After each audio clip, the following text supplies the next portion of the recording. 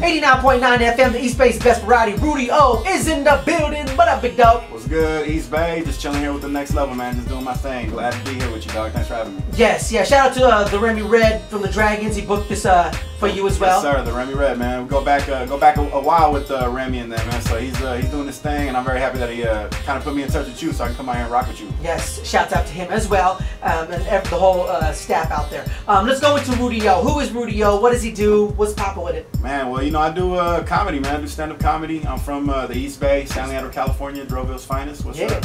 Yeah, man, I've been doing comedy for about 5-6 years now.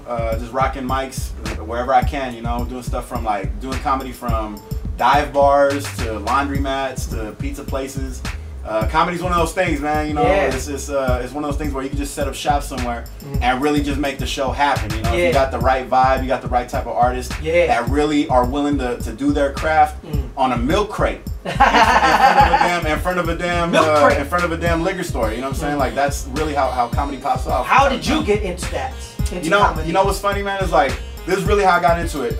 I used to do a lot of recording. I used to rap a lot. You know? Okay. And I would be you know, sitting there talking on the mic. You know what I'm saying? Going back and forth. You know, and what happens is like you record a lot of stuff, and in between the takes, you speak on the microphone and you say little funny things left and right. Yeah. And you know, I've always been kind of like a ham when it comes to the microphone. So when my buddy started hearing me do those little things in between, he just kind of looked at me one day. He was standing outside the booth, and he was like, "Dude, have you ever thought about doing stand-up comedy?" And I sat there, right, and I took a long swig of the Hennessy, and I was like, I took that long swig, you know, that contemplative swig. Like, let me break this down. Let me analyze this. Think about it. And within that swig, I just said to myself, yeah, man, you know, let me try that. Let me try that. You know, I mean, this is something I feel like I could really like sink my teeth into. Yeah. And I went for it, man. I just hit up an open mic and never turned back after that. How was it the first time on the open mic? You know, first time on an open mic in front of a real crowd. Yeah. You know, it's a little intimidating, you know what I'm saying? Because you're really kind of opening yourself up. You're making yourself vulnerable to people. Yeah, you know? When you do comedy, man, that's the beauty of live stand-up comedy. I'm not talking about what you see on TV. Yeah. Live stand-up comedy. Yeah. You're allowing that person is basically saying, I'm gonna open myself up to you. I'm gonna make myself vulnerable. I'm gonna allow you to judge me. Yeah, right. And I'll either get your approval or not through your laughter, through your reaction. So the first time you go up there, man, it's a little intimidating, you know. Yeah. But the thing is, what you find after a while, and this is what I tell a lot of comics, you know, that a lot of my peers, a lot of comics that are just like barely starting off. Yeah. It's a lot like getting into a fight, man. Yeah. You know, you can either cover up your face and turn your back, or you can just keep swinging.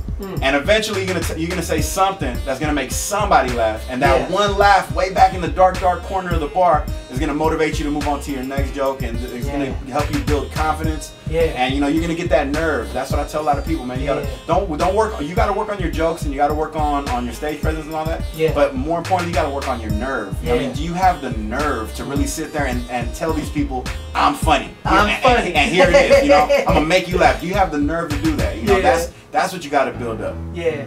For any upcoming comedians, do you have any advice?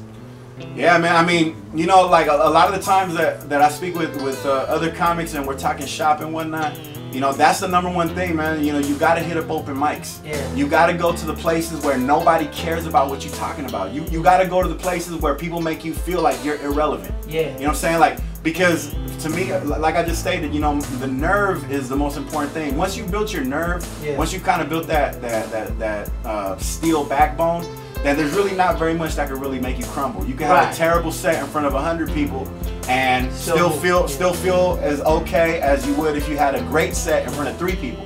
You know, it's all about not getting too high, not getting too low. You got to be confident. Exactly. You got to be confident. You don't want to be cocky. You want to be confident. It's kind of like anything in life. You know.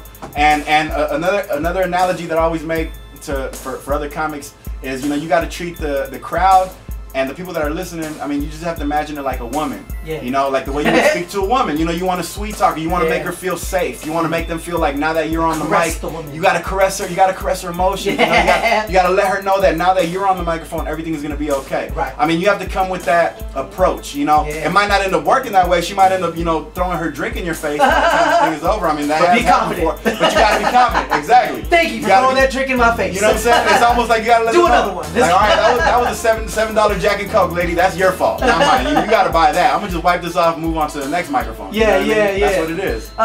The worst thing you had to go through being a comedian, what would that be? Man, honestly, dude, the worst. I mean, the worst experience that I ever had was one night, maybe about 2-3 years ago. I was doing a show with the cat named This guy was just on Conan O'Brien not too long ago. His name is Sammy Obey. Shout out to Sammy Obey. Just broke the record for 1,001 consecutive days of doing comedy. Wow. Okay, that is hard, bro. That's not an easy task. You know what I'm saying? Especially when you're out there looking for places every single day that are gonna have an open mic. Wow. But I was doing, the reason I bring him up is because I did a show where I was basically going right up before him, and it was like 150 people, 170 people. It was packed that night. You know? And I went up there and I just bombed like epically. You know, like everybody was looking at me like all I heard. I didn't even hear no crickets. I just heard people sucking their teeth like, oh man, come on man, get off the stage, man. Get off the stage, man. You know, so I just bombed epically, right? And I felt so terrible, and I felt like so, you know, I felt like a turtle that just wanted to jump back into a shell and just get kicked off the road. You know what I'm saying? Like I didn't want to be a part of nothing, right?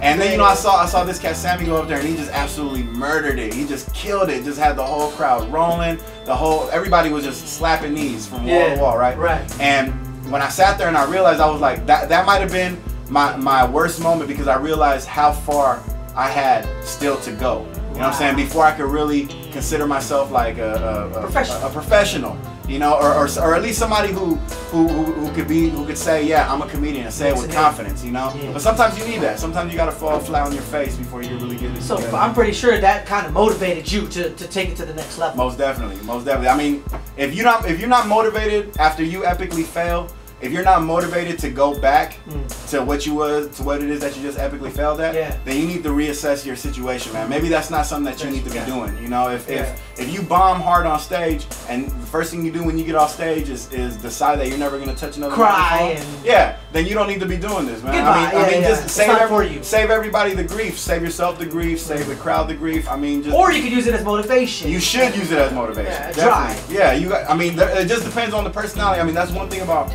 stand-up comedy, man, is that I really believe that it exposes a lot of people's personality traits. You know, if you're willing to sacrifice and look foolish and work on your nerve, then you're gonna find that out about yourself once you bomb on stage. But if you're the type of person to say, you know what, maybe this isn't for me because I failed, then you're gonna also experience that when you get off stage. It just depends on the personality traits that are within you, you know? That's what's up, man. You know, it's one of those things, man. So I tell people all the time, come out and support live comedy, man. There's just so much good talent out there, and we just overlook it all the time, you know? It's not just rappers and singers out there that are trying to be local artists. There's comedians out there that, you know, we might not be like on Comedy Central or anything like that, but you can pay $10 at a local theater and get high quality entertainment from comedians that you never know, man. Local talents.